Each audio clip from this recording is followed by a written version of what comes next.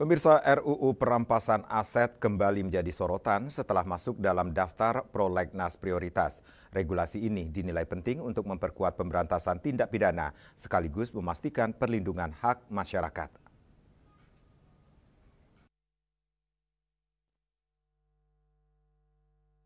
Mekanisme RUU Perampasan Aset bukan perkara mudah.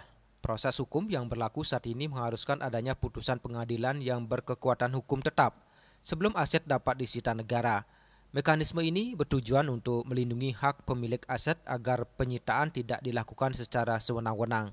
Tantangan terbesar justru muncul setelah aset dirampas dan menjadi milik negara.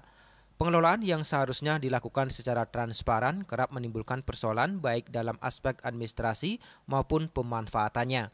Kondisi ini berpotensi merugikan publik apabila tidak ditangani dengan prinsip akuntabilitas. RUU Perampasan Aset diharapkan menjadi momentum untuk memperbaiki tata kelola sekaligus menegaskan batasan agar hak masyarakat tetap dihormati.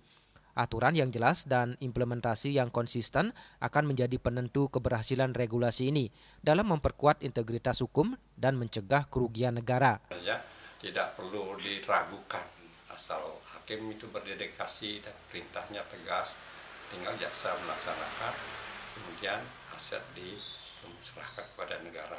Apakah itu nanti kompetensi Menteri Keuangan yang ngatur aset yang sudah terkumpul, apakah itu nantinya kemana arah aset itu, nah itu kompetensi daripada pemerintah.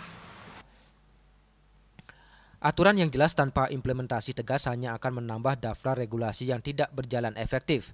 Karena itu, konsistensi pelaksanaan menjadi kunci agar RUU Perampasan Aset benar-benar memberi manfaat nyata. Yana, Bali TV.